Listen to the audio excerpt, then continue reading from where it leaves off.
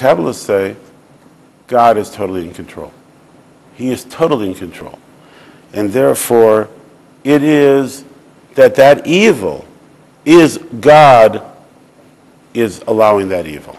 Not just allowing it, he is sending that evil. That this is what is the best thing that was needed at that time. So, it reminds me of a story.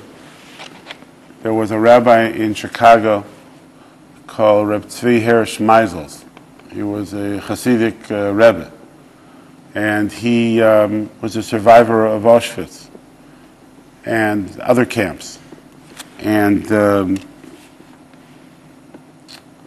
so he tells the following story. He was in one of the camps, and he tried to be as observant as possible when he was in these camps. And the commandant of the camp calls him in and says, I know that you believe in God. I see that you're a religious person. How can you believe in God? Why is God allowing us to do this to you? And you better come up with a good answer. I'll give you 10 minutes to think of an answer. And if you don't come up with a good answer, I'll shoot you. Total Michiganders. But they're in control. So he thought for a few minutes, and he tells the commandant of the camp, I look at this as a parable that the Jewish people is like a sick person.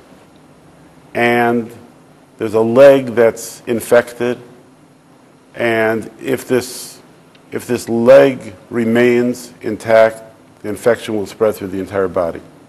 And therefore, merciful doctors are called in to do an amputation on a person's leg in order to save the life of the patient. So those doctors are caring, are merciful. The most merciful thing to do is to cut off this leg. He says, in God's vision, the Jewish people are sick, something is wrong, and the only way to save the Jewish people is by amputating 1/3 of the Jewish people. I don't understand it, but that's my belief. That it is a caring, loving God, just like a doctor who would do that amputation would be a caring physician. It's like I can still believe in a caring, loving God, even though he allows you to do this to the Jewish people. So the Talmud says this further, that when something good happens to you, you're supposed to make a blessing. Baruch atah Hashem, Elokeinu melech haolam, hatov v'meitiv. You are good, and you do good. Well, what about something bad happens to you? What bracha do you make on something bad? So you say, Dayan ha'emes. Blessed are you, Baruch atah Hashem, Elokeinu melech haolam, Dayan ha'emes. You are the true judge. You're the judge of truth. You're the true judge. You're calling the shots. Okay. Could you make that bracha? Yeah, most people, they make the blessing. It's done at every funeral. Right before the funeral, the person tears part of their clothing, and they make this blessing. How joyous are they? How enthused are they to do this, to make this bracha? Not very.